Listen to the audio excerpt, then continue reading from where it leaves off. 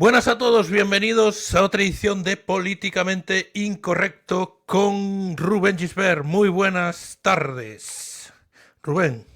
Buenas tardes, Pablo. Un placer estar siempre con tu audiencia. Encantado de estar nuevamente en vuestro programa. Bueno, pues la semana pasada tenías un acto en la Universidad Carlos III. Y ese acto fue censurado. ¿Cuáles fueron los motivos que llevaron a la Universidad Carlos III a clausurar el acto que tenías allí? Bueno, en un principio yo tenía que dar una ponencia a las 7, entre las 6 y las 7 de la tarde en la Universidad Carlos III, invitado por la Organización de Debate de la Universidad. En un principio, cuando ya hago el desplazamiento a Madrid, yo en las conferencias universitarias, es decir, cuando voy a un programa o cuando voy a una organización privada, y otra cosa es cuando voy a una universidad en la que, bueno, pues no pido dinero a una asociación de alumnos porque sé la precariedad precisamente por los años que está la universidad en la cual están, ¿no? Pero sí que obviamente les pido que por lo menos cubran los gastos de desplazamiento y la dieta, y si es pertinente, aunque en este caso no lo era, el alojamiento, para que por lo menos no me cueste dinero. Bueno, cuando ya hago el desplazamiento ese mismo día, la noche anterior, me dicen que, bueno, que están teniendo de manera inexplicable problemas para realizar el emolumento correspondiente del kilometraje, que simplemente era, como yo voy en coche, pues el kilometraje. Lo cual me sorprende. Digo, bueno, pues a ver, pues yo no tengo la culpa, ¿sabes? Yo ya estoy en Madrid, pero, o sea, lo que no puede ser es que estas cosas no las tengáis vosotros previstas, o no, es que no nos ha pasado esto nunca durante muchísimos años, esto vamos, es tal, no sé cuántos. Bueno, por diferentes contactos, tanto dentro de la organización esta que me invitaba como directamente en el propio rectorado de la universidad, pues resulta que lo que realmente ha habido posteriormente ha sido una prohibición del acto por excusas peregrinas, desde el punto. Primero me dijeron el tema económico, que no hay poder ser, o es muy complicado, tal. Y digo, bueno, pues, bueno.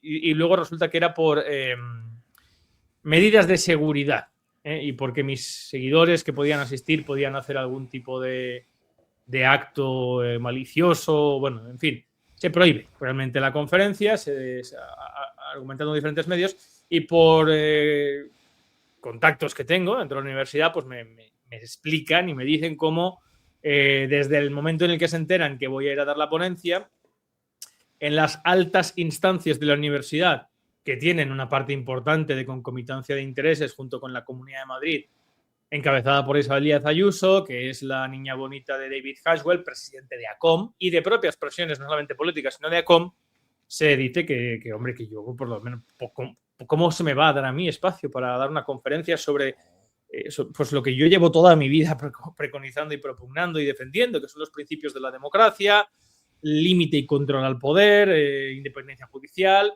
Que no, o sea, no se dice todo eso, pero que se dice que, bueno, que yo soy un antisemita, que tengo discursos antisemitas. Yo me quedo bastante sorprendido, pero bueno, al final lo que ha pasado es eso, ¿no? Se ha prohibido la conferencia porque evidentemente pues la Comunidad de Madrid, las universidades en España dependen del erario público, dependen del dinero que les da la clase política, y en este caso pues la Comunidad de Madrid es un ente sionista de los Adelson, que es el representante, el máximo representante que hay en España, David Hashwell, presidente de la Organización Hispano-Judía, de ACOM, etcétera, etcétera. Se te acusa de antisemita. ¿Qué tienes que responder a eso? Bueno, todos los que critican a Israel, claro, al sionismo, a lo que está haciendo Israel en Gaza, en Irán, en el Líbano, son antisemitas. Yo creo.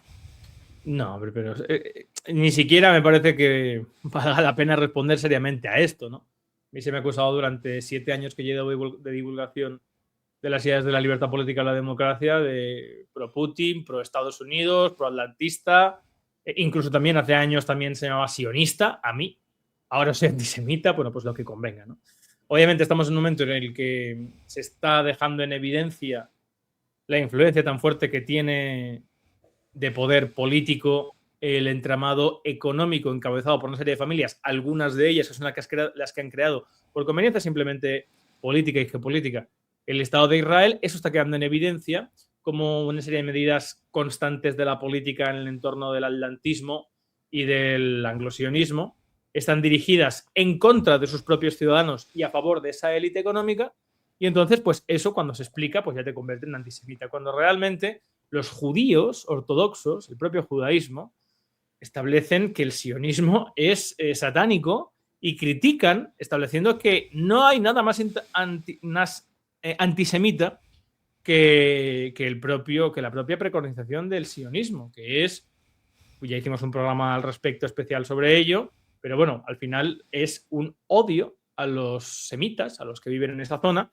y una voluntad de desplazamiento o exterminio de los mismos bajo la promesa de un gran Estado que les hizo Dios, ¿no? O sea, no hay nada más antisemita realmente que ser sionista. Con lo cual, aparte de que cualquier persona que me escuche o que me siga mínimamente, pues puede decir, pero bueno, ¿esto qué es, no?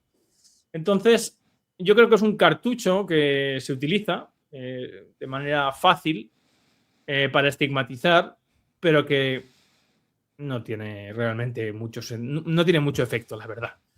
Tiene menos efecto que las difamaciones de prorrusos y pro-Putin y estas cosas, que también se han caído, ¿eh? En el año 22 todavía todo lo que fuera, digamos, explicar la motivación de Estados Unidos y de la OTAN de la guerra de Ucrania, pues era tildado como tal, pero ya hoy en día, pues viendo el desarrollo de los acontecimientos totalmente alineados con lo que algunos establecíamos que iba a pasar, pues ya se ha caído. Pero hoy en día, pues yo creo que el término antisemita como algo que se ha construido durante el siglo XX para cualquiera que quiera criticar la posición supremacista, que esa es la clave del sionismo, no tiene recorrido, no tiene sentido. Por mucho dinero que se ponga en ello, que se pone. Bueno, la COM es la acción y comunicación sobre Oriente Medio. Así se llama esta asociación o como se le quiera llamar. ¿Qué es ACOM? Bueno, ACOM realmente está constituida como una ONG. Tiene sede en Madrid. Su promotor, fundador y creo que también presidente, repito, es David Hatchwell, que es el máximo representante del sionismo en España. Es uno de los 12 financiadores de la campaña de Benjamín Netanyahu, el único español, y es un representante de una de las grandes familias anglosionistas que forman parte de la élite económica occidental. Todo el mundo conoce quizá a los Rockefeller, que realmente son unos descalzos al lado de esta gente, a los Rothschild, esos no, que son del ámbito bancario, y a los Adelson, ¿no? Así como a los Soros. Todos, digamos, tienen un interés común en mantenerse como una élite económica y tienen unos, bueno, Rockefeller no, pero tienen unos nexos comunes, de luego los Adelson, los Soros y los Rothschild, no en el judaísmo, pero sí en el sionismo, en establecer un control del área de pivote de lo que Mackinder estableció como el eje geográfico de la historia a través de un Estado que se ha creado con la financiación directa de estas familias, pero que pelean entre sí, digamos, bajo premisas diferentes de cómo conseguir mantener su hegemonía. Pues, por ejemplo, los Soros es bien conocida la financiación de la inmigración masiva y descontrolada a Europa, es muy conocido su apoyo y su difusión del wokismo, de la Agenda 2030, etcétera, etcétera. Su máximo representante político en España es Pedro Sánchez, a través de Alexander Soros. Y después los Adelson, que son, por ejemplo, los financiadores de Marco Rubio, de Donald Trump. Son, digamos, una vertiente más cercana al Likud de Benjamín Netanyahu. No llegan al extremo de Ben Gvir, pero también. Mientras que los otros pues estarían más en la línea socialista, que hace mucho tiempo que digamos, ha perdido fuelle en el sionismo, como es la de Ben Gurion, etcétera, etcétera. Pero ya hicimos un programa al respecto de esto y explicamos el origen, la constitución de... El que quiera verlo, pues puede buscar en tu canal, que creo que hicimos un repaso bastante amplio del sionismo y del Estado de Israel y de cómo se financia, se crea, etcétera, etcétera. Para que la gente lo entienda, al final, ACOM es una organización que lo que busca es tener áreas de influencia, financiación directa de grandes programas de televisión, medios de comunicación y partidos políticos y campañas políticas. Lo que en Estados Unidos durante muchos años ha consolidado un control a través del único mecanismo que existe de perversión de la política, como es la financiación de las campañas de los congresistas y los representantes al Senado, al Congreso, que es el AIPAC. Sería lo mismo. ACOM sería una organización que se pone en marcha en España con la finalidad de establecer un lobby de control y de financiación de, repito, presentadores de televisión, programas de televisión, cadenas de televisión, periodistas, radios y, desde luego, campañas de partidos políticos y de políticos. Concretamente, ¿hasta dónde llegan los tentáculos de ACOM? Bueno, tampoco soy un especialista en ACOM. Conozco lo que a través de algunas personas que son también patriotas y defensoras de lo que muchos defendemos con no desde hace años, pues a través de su juramento a la bandera, haber trabajado en la Brigada de Información o incluso en el CNI, me hablo con ellos y me pasan.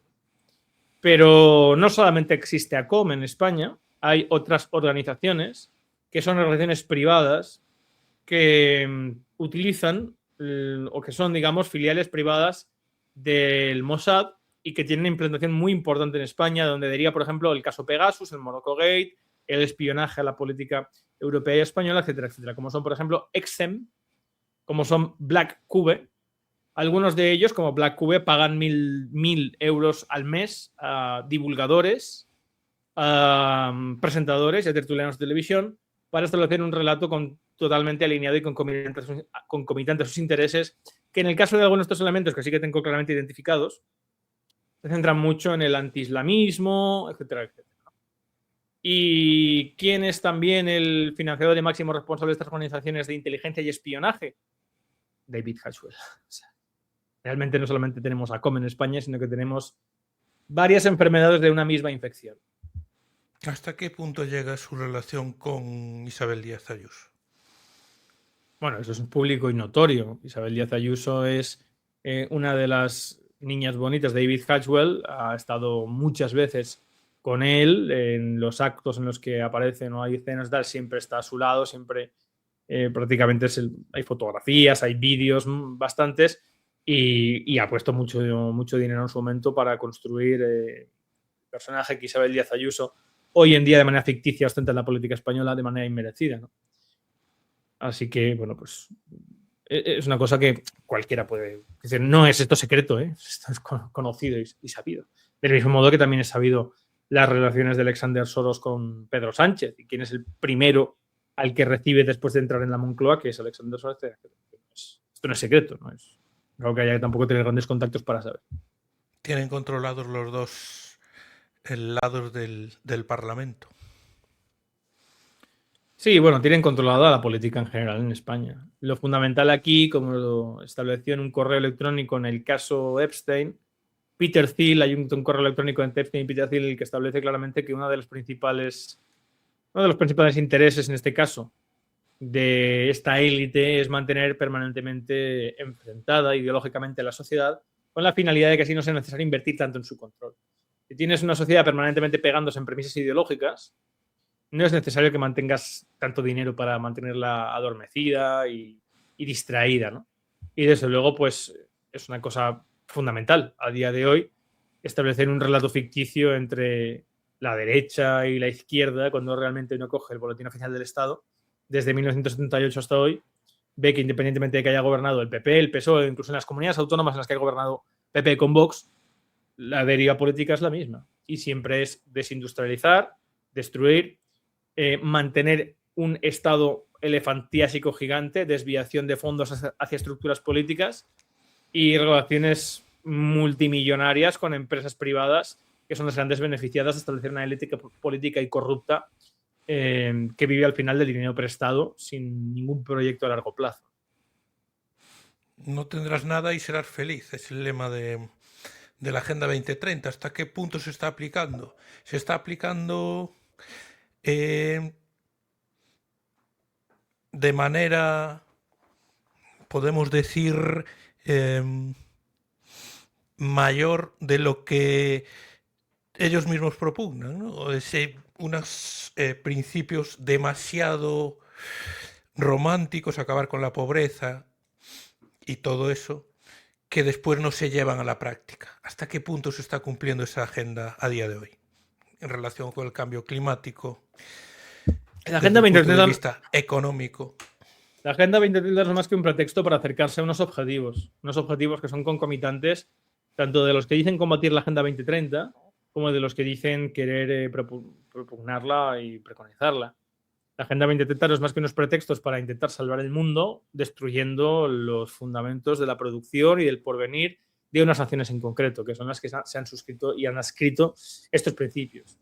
Todo el mundo está a favor de acabar con el hambre en el mundo, acabar con las enfermedades, acabar con la pobreza, con la desigualdad. Lo importante es cómo haces esto. Pero si para hacer esto lo que establece simplemente es los mecanismos en los cuales una sociedad pierde su independencia, pierde su productividad, pierde su soberanía, que es lo que han hecho, no estás acabando con nada más que con esa propia sociedad. Y los que dicen querer combatir estos principios y los del wokismo y tal, realmente lo que quieren es exactamente lo mismo.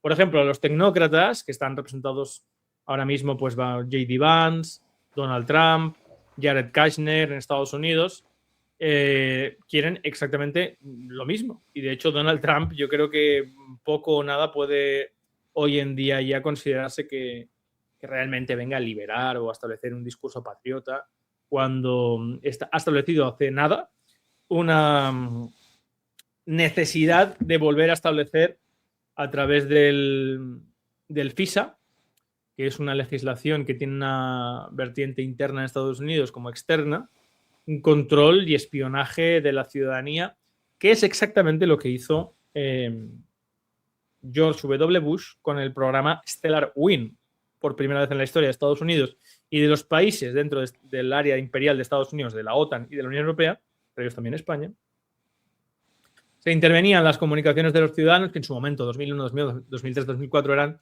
llamadas telefónicas, correos electrónicos y mensajes de texto, ¿no? Poca cosa más. Hoy en día eso se va a multiplicar exponencialmente hasta un establecimiento de un control total tecnológico a través de las redes sociales, a través de los portales o de las plataformas de intercambio de comunicaciones y también se quiere de las CBC, etcétera, etcétera, ¿no? Por cierto, el programa Stellar Wind se puso en marcha en el año 2001, después de la caída de las Torres Gemelas, por cuestión de seguridad nacional. Poca gente sabe que la prórroga de ese programa se hizo el 11 de marzo de 2004. El mismo día que volaban por los aires 4 trenes en Madrid, George W. Bush ampliaba y prorrogaba esta orden que al final iba dirigida al espionaje total y absoluto de los ciudadanos para establecer un control absoluto para garantizar su seguridad. Ahora mismo Donald Trump dice que esto es más necesario que nunca y es más, ha publicado recientemente que él está dispuesto a renunciar a la libertad en aras de la seguridad. Una tecnocracia total que además dirigida o que tiene un contexto, si se quiere, más claro y evidente que nunca a través de una de las grandes empresas de tratamiento de información, cuyo mayor cliente ha sido el gobierno norteamericano de Estados Unidos, la CIA y el Pentágono, que es Palantir. Hace escasos días propugna un manifiesto en el que habla de la república tecnocrática y establece claramente cómo las empresas tecnológicas norteamericanas, tienen ya no que preconizar lo que hasta ahora habíamos conocido de ellas, ¿no?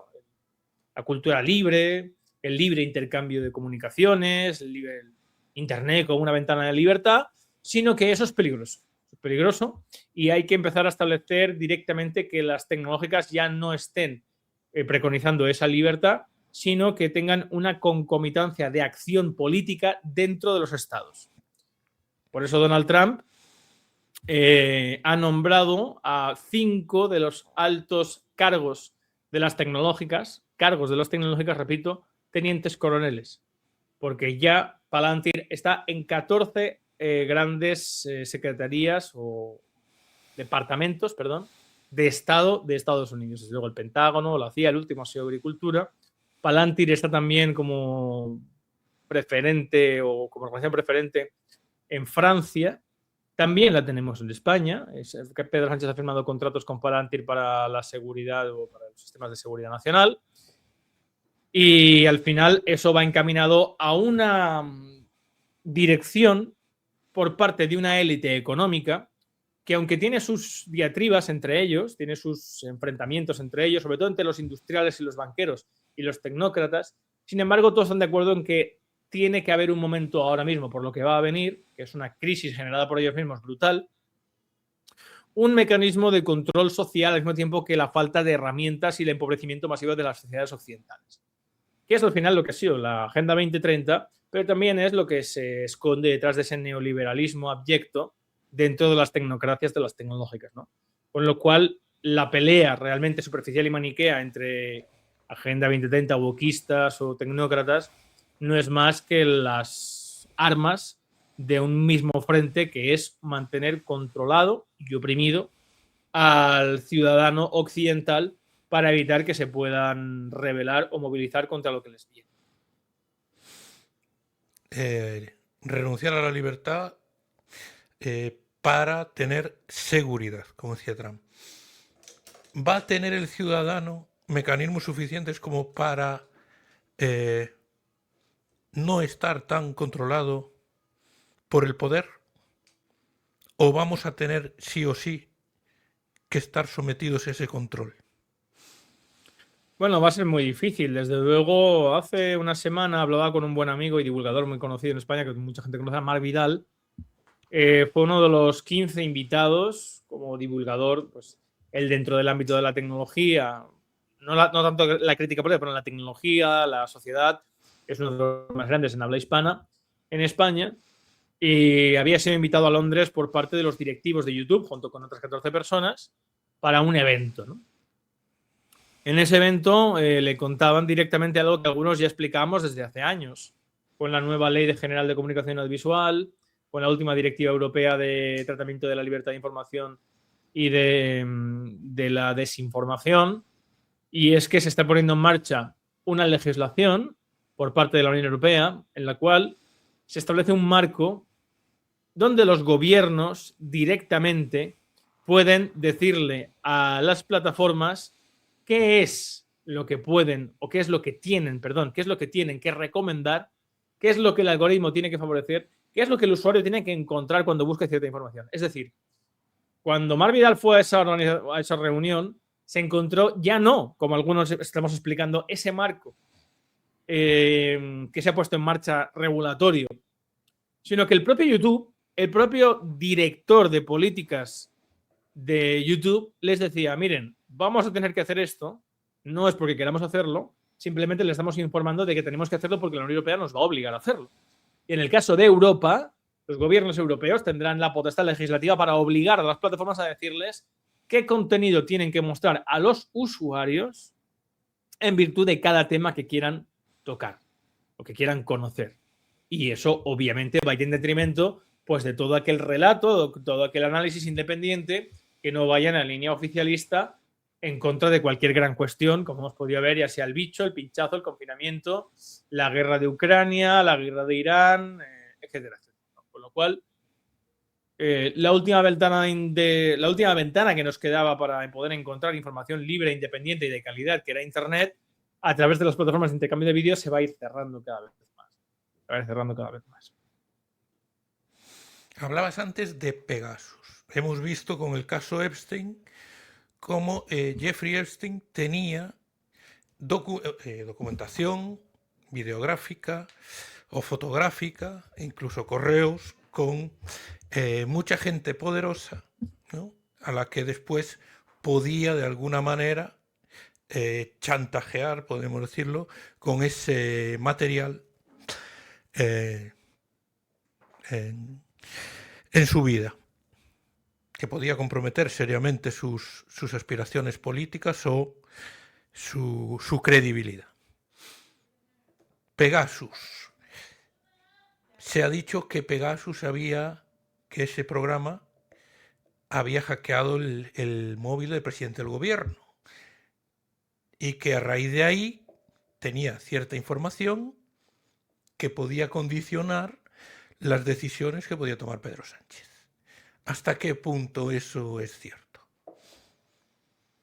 Pues no lo sé, yo realmente no tengo información directa que pueda confirmar o corroborar eso. Obviamente se habla de que Pegasus es un malware, que eso sí se sabe, que existe, que ha infectado diferentes órganos políticos, no solamente Pedro Sánchez, sino de toda la política española y también de la política europea, y que, bueno, se puede utilizar información. Yo realmente no creo que haga falta conocer mucho de la vida privada de Pedro Sánchez para chantajearles. Es más, sinceramente no creo que haya que chantajear a Pedro Sánchez.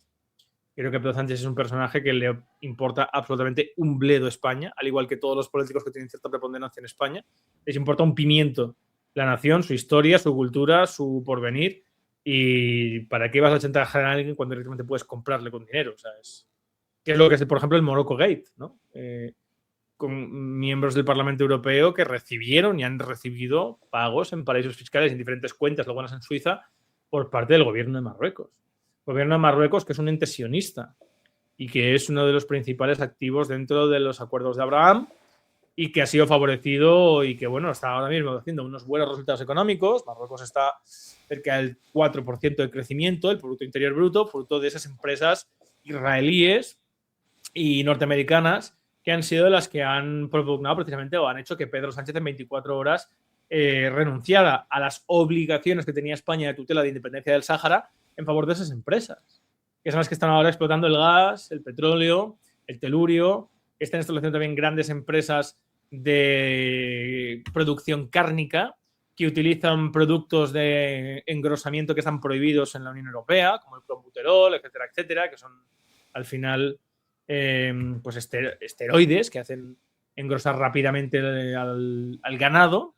Y esa carne en Marruecos pues puede utilizar todos esos productos bajo estas empresas. También algunas, hay muchas francesas, aunque están más, bueno, hacen lo mismo, por ejemplo, con la agricultura, con el tema de la verdura, con el tema de la fruta. No se pueden utilizar pesticidas en España, no se pueden utilizar ciertos productos porque son nocivos, porque son muy malos. Y sin embargo, pues en estas empresas europeas lo utilizan en Marruecos, además con mano de obra semiesclava y regando con aguas fecales, como vemos, por ejemplo, con el caso de la fresa, ¿no? Que entró por Huelva con hepatitis. ¿De dónde sale esa hepatitis? Bueno, pues de los hospitales cercanos en Marruecos a esos cultivos, ¿no? Si el agua que sale del alcantarillado de un hospital con esas enfermedades va a regar ciertos campos, pues obviamente puede pasar lo que pasó. Y eso se hace simplemente con una finalidad, que es la de enriquecerse. Destruir la industria en España, al mismo tiempo que, por ejemplo, Pedro Sánchez, que se declara contrario a la tecnocracia, es el mayor favorecedor de los tecnócratas norteamericanos y sionistas, favoreciendo que España sea, como estableció Elon Musk, el sitio propicio para construir grandes centrales de datos, que son lo fundamental para establecer esa tecnocracia, ese control a través de lecturas biométricas, CBDC, de registro de acción de tarjetas de crédito, en redes sociales, donde das like, donde no das dislike, qué es lo que ves, cuánto tiempo. Todo eso establece un mapeo de la sociedad que es las mieles de cualquiera que quiera controlar y saber en todo momento, pues, qué es lo que pasa en esa sociedad para poder dirigirla y controlarla a tu antojo. Y eso requiere de grandes centrales de datos que se van a establecer en España, particularmente en Aragón, que no aportan ningún valor añadido, no generan puestos de trabajo y solamente consumen, por ejemplo, energía, desde luego territorio y agua, que es lo que se quiere, ¿no? Y Pedro Sánchez ayer, bueno, hace 3 días dijo que España está a la cabeza, por encima incluso un 14% de Alemania y Francia, de la construcción de estos sistemas, que además, con el desembarco de la inteligencia artificial, pues va a hacer que sistemamente los sistemas automatizados de estas tecnocracias dirijan casi de manera automática los comportamientos y las tendencias sociales a lo que les interesa. Y eso obviamente pues se hace con una concomitancia de intereses de una clase política corrupta que no tiene ningún miramiento a la hora de entregar la libertad y la independencia de sus ciudadanos. Bueno, inteligencia artificial, factor clave también en el control de la ciudadanía, va a ser. Sí, claro, por supuesto, sí, sí. Hablas de los productos que llegan de Marruecos y en malas condiciones. Se ha favorecido desde la Unión Europea que eso suceda, ¿no? En contra de los intereses de los agricultores españoles y de la Unión Europea en general. Bueno, pero eso es una constante desde que se constituye la propia Comisión Europea. O sea, desde antes, desde que es la Comisión Europea, la Comisión del Carbón y el Acero, desde que son las comunidades europeas del carbón y el acero, antes incluso de la creación de la Unión Europea como tal, se establecen unos requisitos para entrar, en los cuales España tuvo que desguazar el 50% de la industria pesquera, naviera, pesada, agropecuaria, tuvo que arrancar viñedos, tuvo que dejar tierra de barbecho, tuvo que establecer una serie de limitaciones en su producción, desmantelamiento del sector primario, que es el pulmón real de un país que sostiene su economía, en favor de crédito del Banco Central Europeo, de dinero fácil para nuestros políticos. Y durante 45 años no hemos hecho otra cosa más que destruir nuestro sector primario, destruir nuestra ganadería, nuestra industria, nuestra agricultura, que es lo último que nos quedaba así, que nos mantenían un poco. ¿En favor de qué? Pues como digo, de producir mucho más barato y con sistemas totalmente transgénicos y con pesticidas y tal, en países donde se permite la semiesclavitud, donde no hay derechos laborales ni humanos, como Marruecos, y utilizar eso para producir muy barato y vender a un precio, además aquí donde tú terminas de matar la competitividad de nuestro producto nacional, que tiene una tradición, una historia, un arraigo, genera además puestos de trabajo y encima tiene una calidad inmejorable. No hay nada positivo en lo que está haciendo la Unión Europea desde su primera constitución en los países que han entrado. La Unión Europea es el gran enemigo de la soberanía de los países de Europa. Y cuanto más tiempo estemos, pues vamos a ver el premio, ¿no?, que vamos a tener por ello. Bueno, eso permite, al no haber esas limitaciones en Marruecos, que entre producto marroquí sin todas las condiciones que se le exigen a los agricultores españoles para poner a la venta su producto. Sí, son añades encima el gran acuerdo que han firmado con Mercosur. Mercosur. Que ya no es solamente Marruecos, sino que es todos los países de Hispanoamérica, pues fundamentalmente Argentina, Bolivia, Brasil, Paraguay, Venezuela, que son los miembros, y luego los estados asociados de Colombia, Chile, Perú, Panamá, Guayana, Ecuador, donde obviamente es mucho más fácil y mucho más barato producir verdura y fruta a un precio obviamente irrisorio comparado con el de aquí por el nivel de vida, por muchas circunstancias.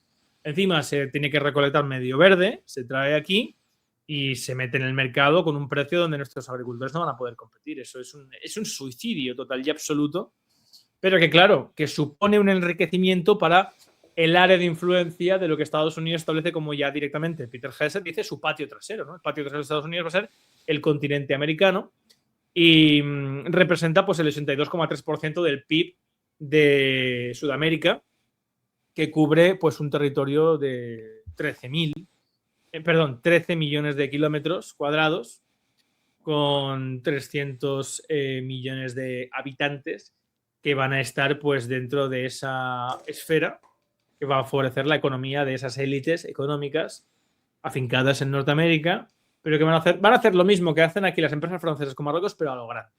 Las empresas van a estar en Estados Unidos o en Reino Unido y van a utilizar países subdesarrollados, por así decirlo, o donde el nivel de vida es muy bajo para producir muy barato y vendernos a los europeos esos productos pues a un precio que encima va a terminar de matar nuestra agricultura.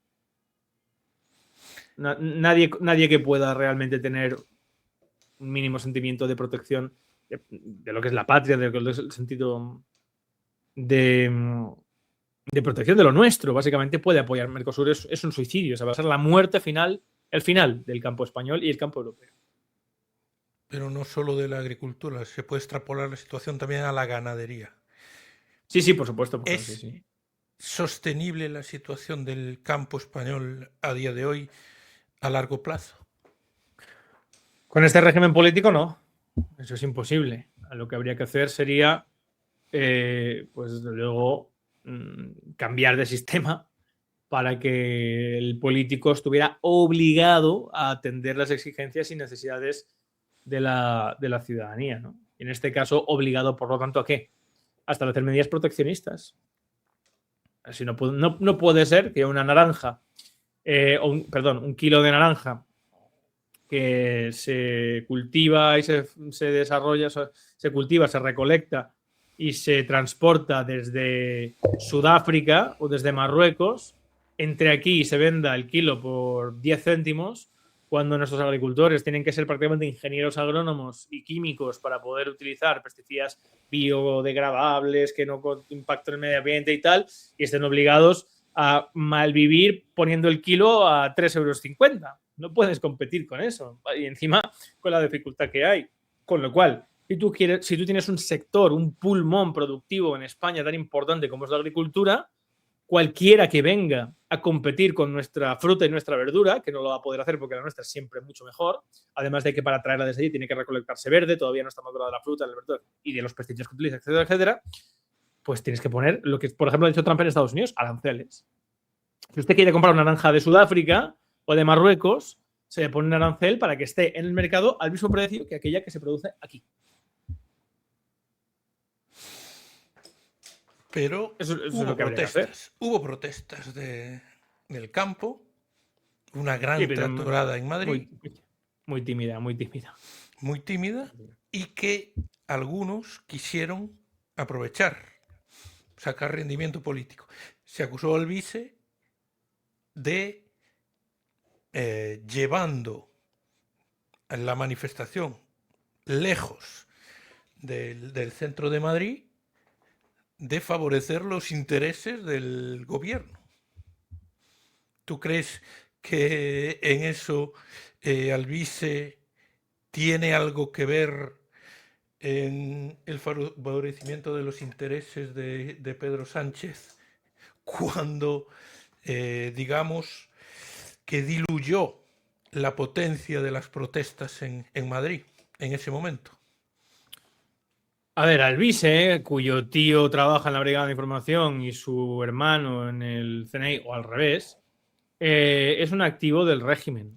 Un activo no del PSOE ni de Sánchez, es un activo del régimen que se utiliza en su momento y que además, por algo siempre va con el pequeño Nicolás, Vito Quiles, Javier Negre y Dani Desocupa. O sea, son elementos que trabajan para articular lo que se necesita para la estructura de poder en su momento. Y Alvise ahora mismo se ha puesto en circulación para intentar guiar una parte del descontento como un freno a Vox por intereses del Partido Popular. Nada más, que son dentro de las facciones de las cloacas del Partido Popular. Y se le pone, pues, por ejemplo, para el tema de lo de Ferraz, desmovilizando junto con Dani Desocupa la movilización, o el tema ahora también de los agricultores, desarticulando que algunos hacíamos para que fuera cohesionado, fuera dirigido, pues estableciendo una movilización sin objetivos, sin dirección ninguna, simplemente el descontento, llamando a la gente a salir a la calle a quemar cosas, a manifestarse sin cobertura ninguna, lo que hizo que personas pues hayan tenido que enfrentar de manera aislada el haber salido, haber hecho caso a este falotista de Amelín, que ha actuado pues por el hartazgo o inflama el hartazgo de la gente sin objetivo ninguno. Siempre a día de hoy creo que todavía no ha presentado un programa político de su partido. Simplemente se genera, es un Pablo Iglesias, encima ni siquiera tiene su viveza. Jugar simplemente con la indignación. Yo no tengo nada personal ni le conozco, pero me parece evidente, aparte de lo que conozco directamente de su labor y su trabajo al servicio del Estado, ¿no? Entonces, eso cualquier persona con dos dedos de frente lo puede ver. Otra cosa es que la gente tenga, digamos, la prudencia suficiente como para verlo. No lo tuvieran con Pablo Iglesias como para tenerlo quizá de este señor, ¿no? En fin. En cualquier caso, me parece irrelevante realmente para los grandes temas de España hablar de Alvise. Me parece mucho más interesante hablar, pero efectivamente, en este caso, de cómo los agricultores, las asociaciones de agricultores durante muchos años, han estado, al igual que la clase política, sobornadas por la política agrícola común. Las subvenciones de la PAC, o la PAC de la Unión Europea, ¿no? Que para el campo español desde el año 2023 hasta el 2027 han supuesto 47.000 millones de euros. 47.000 millones de euros que se le dan a los agricultores para que efectivamente, pues igual que en su momento se les dieron con los fondos mineros a los mineros o a los astilleros o tal, no armen jaleo. Aquí tienes tu dinerito, no te preocupes, tal, matas el futuro de tu trabajo, de tu hijo o tal, pero bueno, se te compensa, ¿no? Con, oye, mucho dinero que encima sale de dónde? Del Banco Central Europeo, de la impresora del Banco Central Europeo, que encima pagamos todos a través de la inflación. Eso es lo que se ha hecho durante muchos años. Se ha aceptado como normal por parte de las organizaciones de agricultores, que también tienen una afiliación política, obviamente, y su interés siempre ha sido pelear por la PAC. A ver, que nos den más, que nos den más, que nos compensen más. Pero digan, señores, ¿no se dan cuenta de que esto es pan para hoy y hambre para mañana? De que usted ahora puede aceptar un dinero fácil para renovarse el tractor o para, para aceptar, por ejemplo, dejar tierra de barbecho. Se paga a los agricultores españoles para que dejen tierra sin cultivar. En un momento como ahora, tenemos una crisis por los fertilizantes desde el estrecho de Hormuz y de la guerra de Irán, de crisis alimenticia. Y se les paga durante años por esto, o porque arranquen sus propios cultivos y no los vuelvan a conrear ni a trabajar. Entonces, ese es el problema. El problema es que no tenemos una conciencia de los diferentes sectores y la poca que se ha despertado de defensa de lo suyo, decir, oiga, yo no quiero ningún dinero, lo que quiero es que mi producto se meta en el mercado a un precio competente para poder garantizar que el trabajo del cual yo he heredado de mi padre, de mi abuelo, también sea el de mi hijo, que es lo mejor que le puedo legar. Una tierra, un campo, que va a ser su sustento y su futuro. Yo le voy a enseñar encima cómo hacerlo bien, una tradición. Todo eso es lo que se está financiando con ingentes cantidades de dinero por parte de los organismos europeos y de las leyes políticas y económicas de las que hemos empezado hablando, para matar el pulmón productivo de un país, que es al final la vena cava, la fundamental, la arteria, perdón, fundamental, que sostiene la soberanía y la independencia de un país, la capacidad por sí mismo de salir adelante. Se ha cambiado la producción por la subvención en el campo. Sí, en los últimos, bueno, en todo, en los últimos 40, eso es lo que se ha hecho en Europa durante los últimos 80 años de la Segunda Guerra, desde el propio Plan Marshall, básicamente.